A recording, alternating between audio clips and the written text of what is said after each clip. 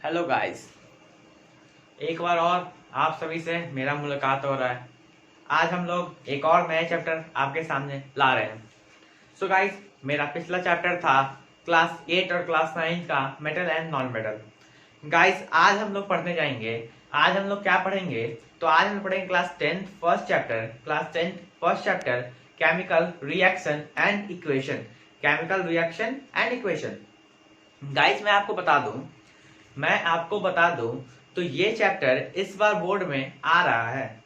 ये सिलेबस से ऐसा मत सोचना कि इसको रिवाइज कर दिया गया, ये इस बार बोर्ड में आएगा।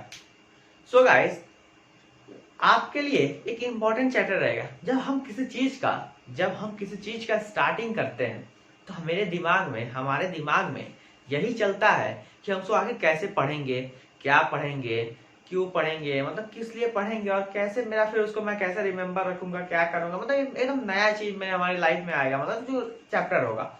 जैसे कि ये बोर्ड है, यानी 10th क्लास है, 10th क्लास का पहला चैप्टर है, तो आप लोगों के दिमाग में बहुत सारा प्रेशर होगा, आखिर मैं कैसे कवर करूंगा। सो गाइस, डोंट वरी, हम हैं साथ, तो फिर डरने की क्या बात। तो हम लोग पढ़ेंगे साथ साथ और आराम से पढ़ेंगे। आज मैं चालू कर रहा हूँ और हो सके तो अगले कुछ महीनों के अंदर मैं आपका पूरा साइंस कवर कर दूं, मतलब केमिस्ट्री और बायोलॉजी, फिजिक्स नहीं गाइस, केमिस्ट्री और बायोलॉजी। सो गाइस, चलिए स्टार्ट करते हैं और देखते हैं इस चैप्टर में है क्या। तो हमारे चैप्टर का नेम है केमिकल रिएक्शन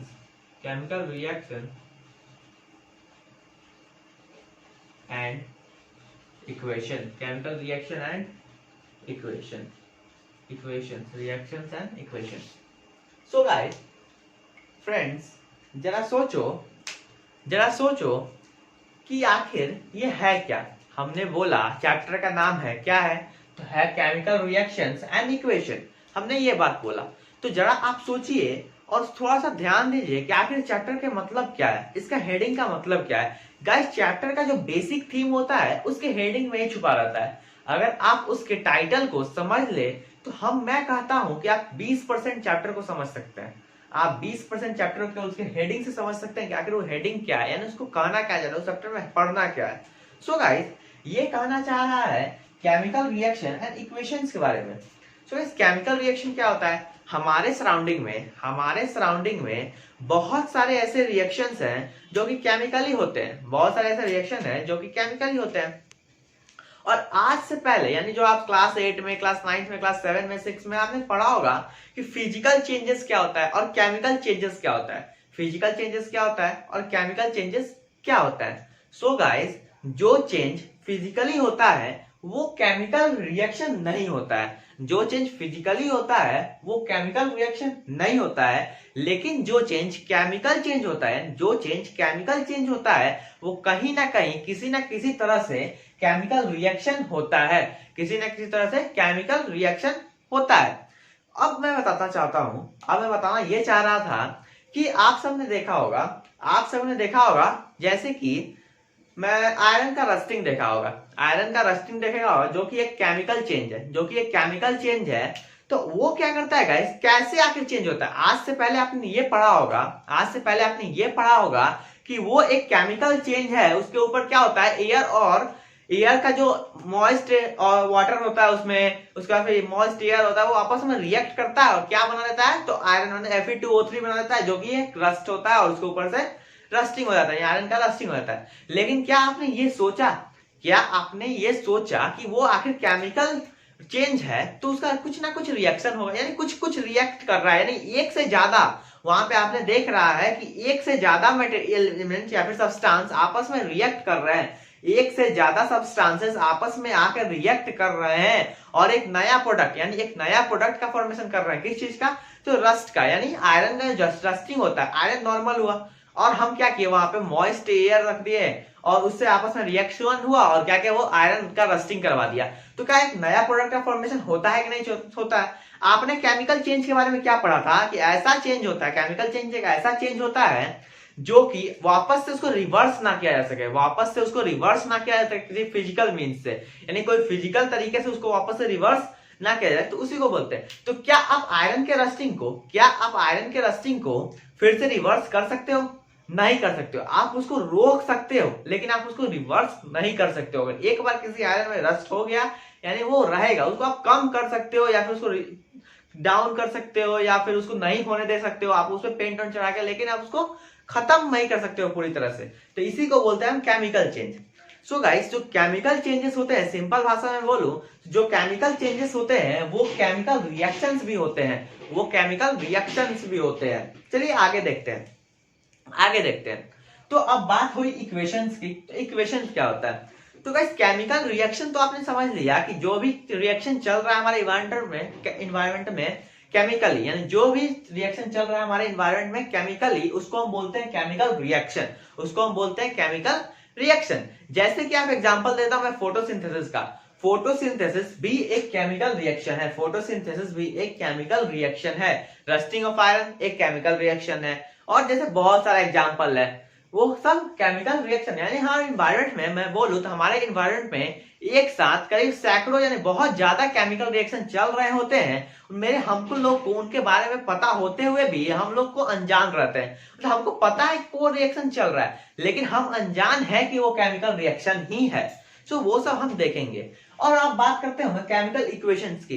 तो जिस रिएक्शंस को हम उसके, यानी मान लो जो कोई रिएक्शन हुआ और हम उसको लिख रहे हैं यानी राइट कर रहे हैं सिंबल्स का यूज करके। क्या यूज करके गाइस? सिंबल्स का यूज करके तो उसी चीज को हम बोलते हैं केमिकल इक्वेशन।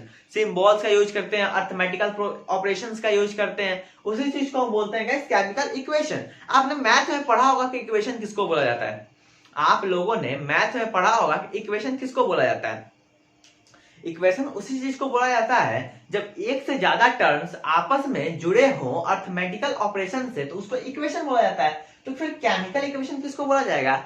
तो जब मान लीजिए कोई चीज को, कोई मेटल है कोई नॉन मेटल है, आपस में रिएक्ट कर रहा है, तो उसके जब हम सिंबल्स को in form of equation represent करते हैं, मान लीजिए कोई रिएक्शन चला और उसको हम उसके सिंबल्स के फॉर्म में रिप्रेजेंट करते हैं, तो उसी चीज को हम बोलते हैं गाइस केमिकल इक्वेशन। उम्मीद करता हूं आप लोगों को समझ में आई होगी। अब बात करते हैं थोड़ी सी। तो मैं क्या बोल रहा था एग्जाम्पल्स के लिए, तो मैं सोच रहा था जैसे क्या होगा केमिकल रिएक्शन।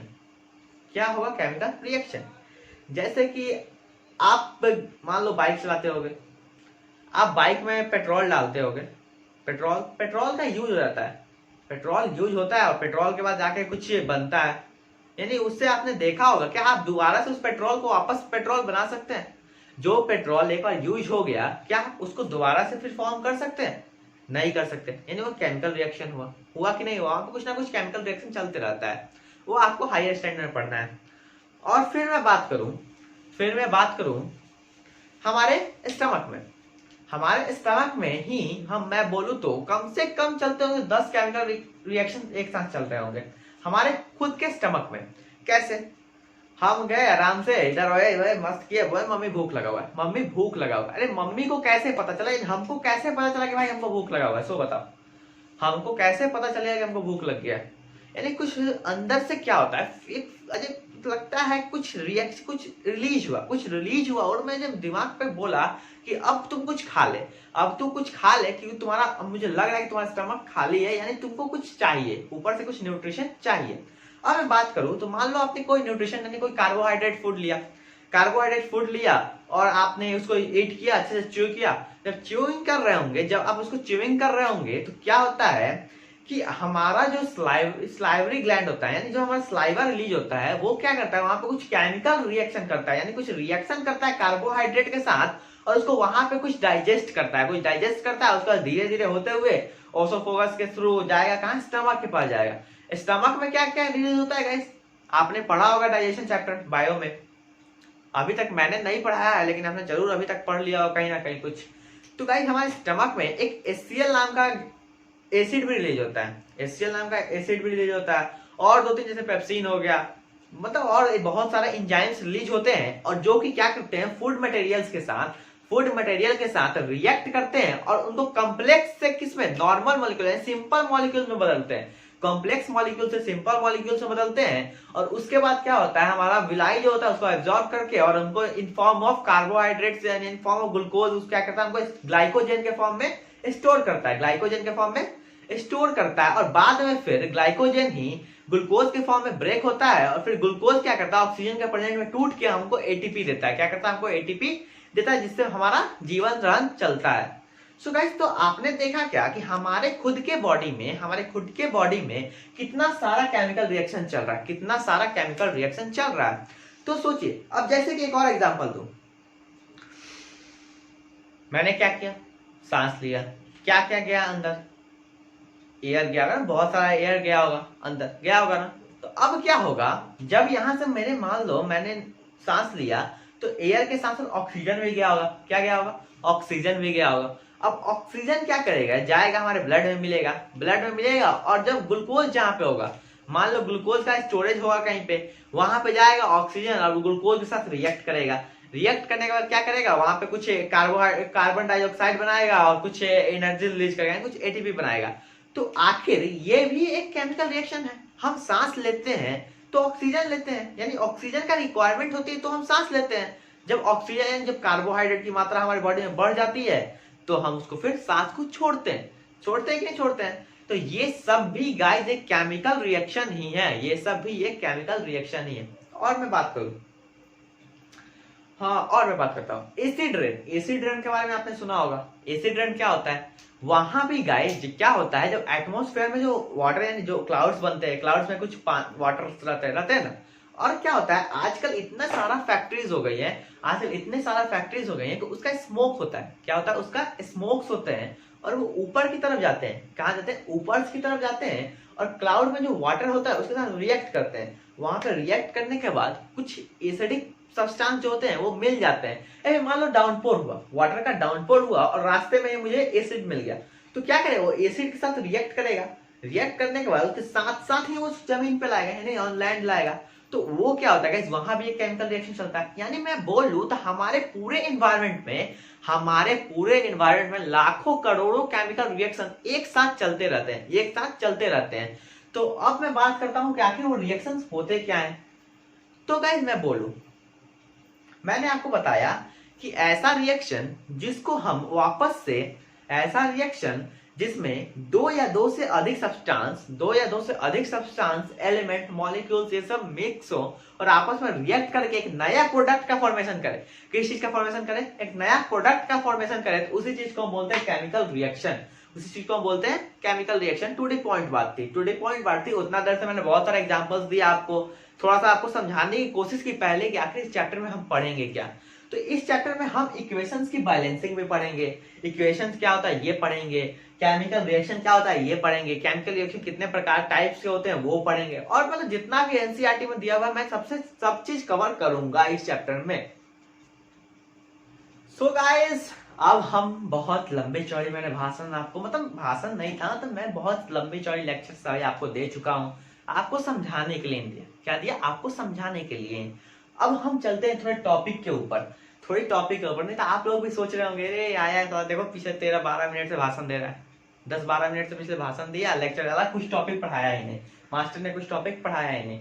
तो गाइस चलो कुछ टॉपिक पढ़ लेते हैं, उसका फिर थोड़ा सा आपको मैं समझाऊंगा। तो गाइस अब मैं बात करूं केमिकल रिएक्शन की, हम सबसे पहले पढ़ेंगे केमिकल रिएक्शन होता क्या है। अब हम पढ़ेंगे केमिकल रिएक्शन होता क्या है। सो गाइस पहले आप टॉपिक डाल देना केमिकल रिएक्शन। गाइस मैं बोलूं तो आप सब चाहें तो मेरा टेलीग्राम चैनल को ज्वाइन कर सकते हैं, मैं उसका लिंक डिस्क्रिप्शन में दे दूंगा, और साथ ही साथ मैं कोशिश कर रहा हूं कि इसका notes in form of PDF में लिंक डाल दो डिस्क्रिप्शन में, जिससे आप डाउनलोड कर सके। और वो नहीं तो टेलीग्राम ग्रुप पे अगर आप जुड़ेंगे तो वहां मैं आपको इसका PDF in form of notes का जो होगा पीडीएफ में दे दूंगा नोट्स को, जिससे आपको लिखने में आसानी होगी। वैसे आप चाहें तो यहाँ से भी लिख सकते हैं, मैं बहुत अच्छे से हैंड राइटिंग में लिखता हूँ, या बहुत साफ हैंड राइटिंग में लिखता हूँ। चलो मैं बात करता हूँ केमिकल रिएक्शन आखिर होते क्या है। The process in which one one हो सकता है क्या? आप मुझे बताओ कि अगर मुझे कोई रिएक्शन करवाना है तो मुझे एक से काम चल जाएगा? नहीं चलेगा, ऑफ कोर्स नहीं चलेगा। तो the process in which two और मोर देन टू substances या फिर मैं कहूँ टू कंपाउंड्स एलिमेंट्स आयंस, उसके बाद बहुत सा मतलब etc reacts together to form new product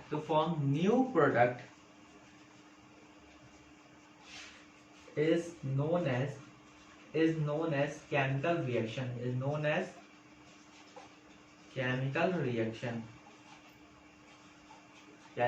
reaction.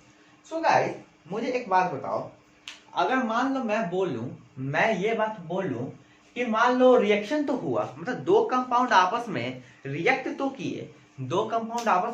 किए, लेकिन उनसे कोई नया प्रोडक्ट का फॉर्मेशन नहीं हो पाया, तो क्या वो केमिकल रिएक्शन है? आप तो सोच रहे होंगे हाँ क्यों नहीं है भाई, यहाँ तो दो रिएक्शन कर गया, कैसा आप कैसे कर सकते हैं कि नहीं है? हम तो कह रहे नहीं है, आप कैसे कर सकते हैं कि है? ऐसा तो मैं नहीं बोला, मैंने क्या बोला कि नहीं है, लेकिन आप सोच रहे होंगे कि है। सर आप कह रहे होंगे सर ये बताइए आप कैसे कर सकते कि नहीं है? आपने बोला है कि जहाँ दो से ज्यादा कंपाउंड या फिर एलिमेंट आयन रिएक्ट करेंगे उसको हम बोलते हैं केमिकल रिएक्शन, उसको हम बोलते हैं। लेकिन गाइस साथ ही साथ आपको ये भी ध्यान रखना है कि न्यू प्रोडक्ट का फॉर्मेशन होना चाहिए न्यू प्रोडक्ट का, तभी हम उसको बोलते हैं केमिकल रिएक्शन, नहीं तो हम उसको केमिकल रिएक्शन नहीं बोलेंगे। सो एक एग्जांपल लिखो, एग्जाम्पल थोड़ी सी आसान भाषा में, तो मैं कोई यहाँ पे एलिमेंट कोई कंपाउंड या फिर कोई आयंस का इस्तेमाल नहीं करूंगा। मैं सिंपल से क्या बात करता हूँ कि मान लो कोई एलिमेंट है ए, दूसरा कोई एलिमेंट है बी, आपस में रिएक्ट करता है और बनाता है ए बी। एक एलिमेंट था ए, एक एलिमेंट था बी, और आपस में रिएक्ट किया और क्या बनाया? ए बी बनाया। सो गाइस ये क्या है? ये हो जाएगा LHS, और जिसको हम बोलते हैं या फिर इसी को हम बोलेंगे इलेक्ट्रेंस या फिर बोलेंगे रिएक्टेंट, इसको हम बोलेंगे रिएक्टेंट, और ये हो जाएगा RHS यानी राइट हैंड साइड, और साथ ही साथ इसी को हम बोलेंगे प्रोडक्ट, इसको हम बोलेंगे प्रोडक्ट। तो इन अबव एग्जांपल एक लाइन लिखना, इन अबव एग्जांपल, यहाँ पे एक लाइन लिख लेना, ऐसे देना और लिख लेना, in above examples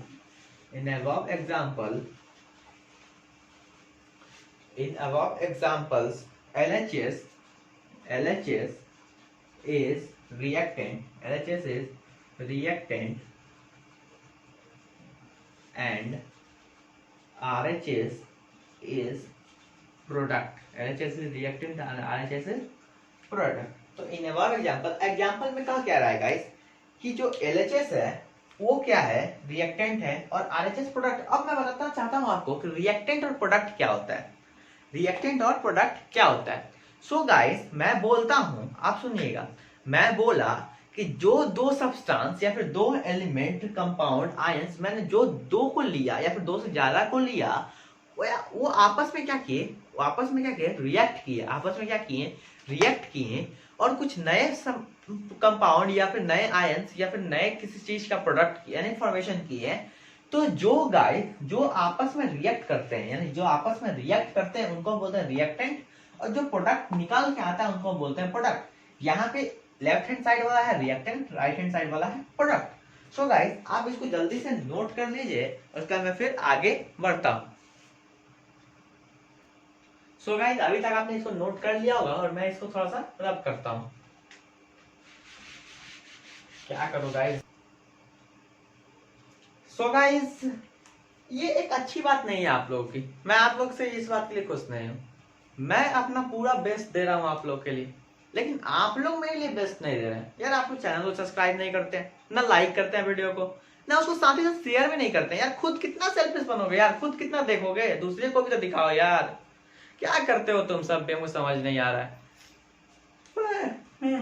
ये उम्मीद नहीं थी आप सबसे। मैं चलो कोई बात नहीं, फिर भी मैं तो अपना काम करूंगा, आपको नहीं करना तो मत करो यार, मैं क्या करूं, कोई बात नहीं मैं करूंगा। सो गाइस, अभी तक हमने देखा, तो मैं अब आप लिखेंगे डिफरेंशिएशन किस चीज का, तो रिएक्टेंट का। रिएक्टेंट होता क्या है थोड़ा सा वो जानेंगे, हम देखेंगे रिएक्टेंट होता क्या है। बहुत सारे चीजों में रिएक्टेंट की यूज होती है, अभी मैंने बताया रिएक्टेंट क्या होता है। सो गाइस, आप देखेंगे रिएक्टेंट होता क्या है। तो रिएक्टेंट यानी ऐसा मॉलिक्यूल्स या फिर ऐसा एटम या फिर ऐसा कंपाउंड जो कि कंबाइंड हो केमिकली एक नया सब्सटेंस के फॉर्मेशन करवाने के लिए या फिर एक नया कंपाउंड का फॉर्मेशन करवाने के लिए, तो उसी चीज को हम बोलते हैं रिएक्टेंट। उसी चीज को हम बोलते हैं रिएक्टेंट। द पार्टिकुलर एटम लिखना, the particular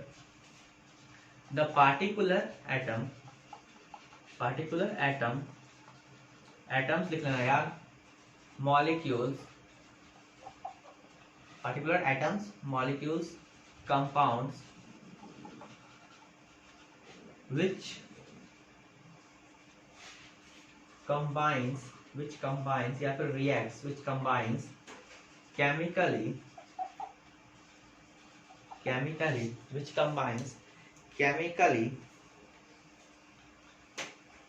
in chemical reaction known as reactant। So guys, मैंने क्या बोला कि जो एक ऐसा पार्टिकुलर एटम यानी कोई एक पार्टिकुलर एटम या फिर मॉलिक्यूल्स हो या फिर कंपाउंड हो जो कि केमिकली कंबाइंस हो केमिकल रिएक्शन में, उसी चीज को हम बोलते हैं रिएक्टेंट। उसी को हम बोलते हैं रिएक्टेंट। तो गाइस, हमने जो अबव एग्जांपल लिया था, इन अबव एग्जांपल जो हमने लिया था इससे पहले, in above example A and B are reactant. मैंने बता भी दिया था कि लेफ्ट हैंड साइड वाला जो है वो रिएक्टेंट है। अब इसी में देखते हैं साथ ही साथ प्रोडक्ट क्या होता है। अब हम इसी में देख लेते हैं प्रोडक्ट क्या होता है।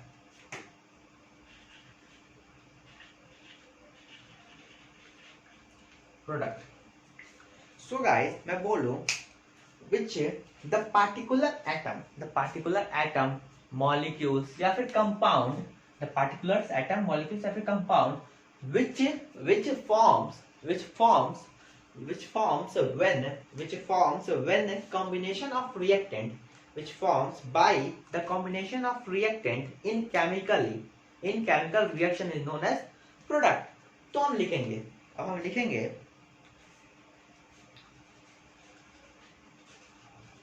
the particular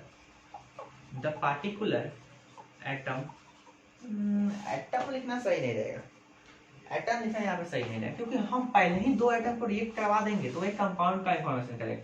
तो लिख लेना द पार्टिकुलर कंपाउंड या फिर लिख सकते हो molecules which forms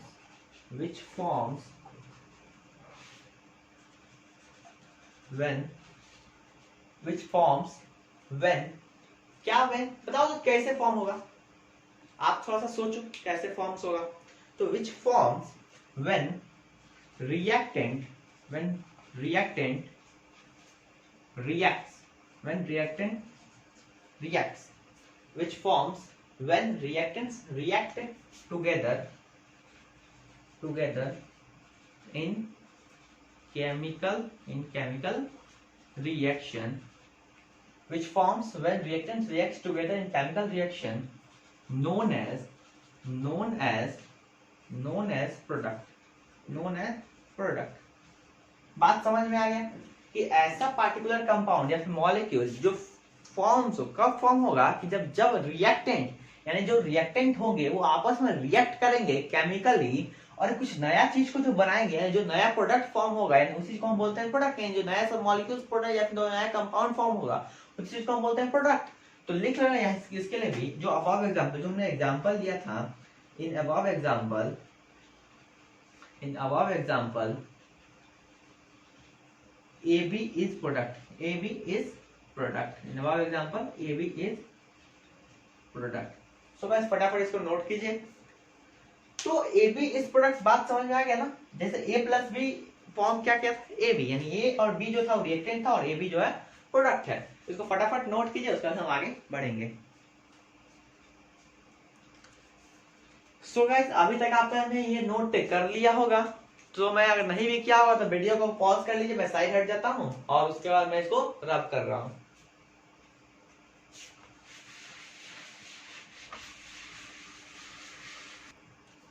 so guys आपको समझ में आ गया होगा कि केमिकल रिएक्शन क्या होता है, उसका मैंने डिफिनेशन लिखवा दिया, उसमें रिएक्टेंट किसको बोलते हैं, उसमें प्रोडक्ट किसको बोलते हैं, ये मैंने बता दिया। अब हम देखेंगे एक एग्जाम्पल, केमिकल रिएक्शन का एक एग्जाम्पल देखेंगे। चलिए देखते हैं केमिकल रिएक्शन का एक एग्जाम्पल। मैं एग्जाम्पल देता हूं मैग्नीशियम रिबन का। आपने क्लास 9th में या फिर 8 में तो जरूर एक्सपेरिमेंट किया होगा मैग्नीशियम रिबन को जला के। तो हम मैग्नीशियम रिबन के साथ रिएक्शन करवाने से पहले करते क्या है, तो आपने कभी नोटिस किया कि हमने मैग्नीशियम रिबन को जलाने से पहले हम उसको रब करते हैं, उसको हम अच्छे तरह से रब करते हैं। आखिर वो क्यों करते हैं, क्यों करते हैं, इसका रीजन मैं आगे आपको बताऊंगा, अभी नहीं बताऊंगा। सोचना भी मत कि मैं अभी बताने जा रहा हूं, अभी मैं नहीं बताऊंगा, आगे बताऊंगा। चलो मैं केवल एग्जांपल दूंगा यहाँ पे। चलो देखता हूं। तो मान लो मैग्नीशियम है, Mg है, और बर्न की कोई चीज जलता कब है, कोई चीज कब जलता है, इन प्रेजेंस ऑफ ऑक्सीजन। कोई भी चीज जलेगा इन प्रेजेंस ऑफ ऑक्सीजन। चलो मैं पहले इसको बनाता हूं मैग्नीशियम पूरी तरह से। मैग्नीशियम है जो कि सॉलिड में होगा, या फिर रिबन, यानी मैग्नीशियम का रिबन है, प्लस ऑक्सीजन, कोई चीज बर्न करता है इन प्रेजेंस ऑफ ऑक्सीजन है, ये बना देता है। अच्छा, मेटल और ऑक्सीजन का रिएक्ट होता है तो क्या बनाता है, मेटल अगर रिएक्ट करेगा ऑक्सीजन के साथ तो क्या बनाएगा, वो बनाता है मेटल ऑक्साइड। प्रीवियस क्लासेस में आपने पढ़ा होगा, तो ये बना देगा मैग्नीशियम ऑक्साइड, सो गाइस, तो आपको पता होगा कि जो भी मेटल ऑक्सीजन के साथ रिएक्ट करता है तो बनाता है अपना ऑक्साइड ही बनाता है। तो वैसे ही जब मेटल मैग्नीशियम रिएक्ट करेगा ऑक्सीजन से तो बनाएगा मैग्नीशियम ऑक्साइड। अब इसका कुछ प्रॉपर्टीज देखेंगे। तो क्या देखेंगे कि मैग्नीशियम जो है वो रिबन के फॉर्म में होता है। ऑक्सीजन हम कहां से मिलेगा हमको, तो एयर से, और इसको हम जला देंगे यानी उसको बर्न करेंगे तो ये मैग्नीशियम ऑक्साइड बनेगा। और जो ये ऑक्साइड बनता है उसका क्या होता है, वो व्हाइट पाउडर टाइप का लगता है। मतलब जब आपको जो होगा वॉच ग्लास में जब आप देखेंगे उस चीज को तो हम देखेंगे कि वो व्हाइट पाउडर टाइप का है। आपने ये एक्सपेरिमेंट किया होगा। सो गाइस एक लाइन लिख लो, बर्निंग ऑफ मैग्नीशियम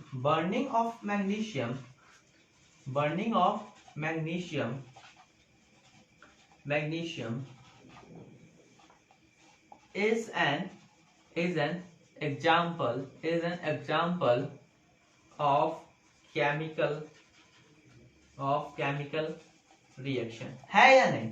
यानी जब मैग्नीशियम बर्न कर रहा है तो बताइए मैग्नीशियम ऑक्साइड, क्या आप मैग्नीशियम ऑक्साइड को वापस से मैग्नीशियम और ऑक्सीजन में बदल सकते हैं, क्या आप बदल सकते हैं मैग्नीशियम ऑक्साइड को मैग्नीशियम और रिबन में, क्या।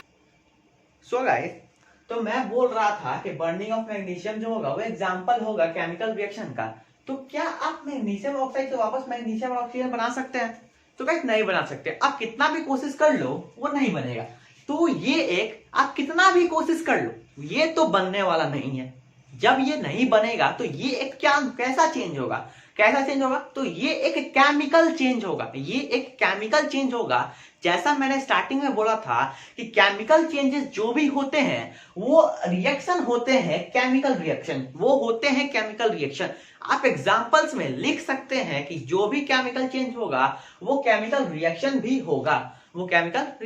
होगा। सो गाइस इस वीडियो के लिए मैं इतना ही रहने देता हूं। आगे हम पढ़ेंगे कैरेक्टरिस्टिक्स ऑफ केमिकल रिएक्शन, उसके बाद हम पढ़ेंगे types of chemical reaction.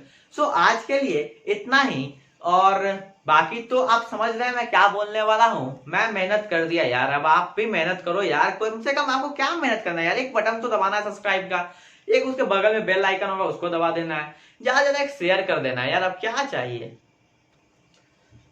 So guys, मैंने अपना काम किया, लेकिन आप अपना काम तो कर नहीं रहे। वैसे कोई बात नहीं यार, आप तो यही सब सोचते होंगे ना यार, यूट्यूबर सब आते हैं कहते हैं ला सब्सक्राइब करो, लाइक करो, शेयर करो, घंटा करो, ये करो। लेकिन गाइस एक बात बताओ, जब मैं आपको या फिर हम सब आपको सपोर्ट करते हैं तो आपका भी फर्ज बनता है हम यूट्यूबर्स को सपोर्ट करना और आगे बढ़ाना। So guys don't think that's about दस गिव अस योर प्लेजिंग, यानी अपना मुझे आशीर्वाद ही समझ के अपना सब्सक्रिप्शन दे दो और साथ ही साथ एक बेल आइकन को दबा दो। इसके लिए धन्यवाद और बाकी हम फिर से मिलेंगे टुमारो।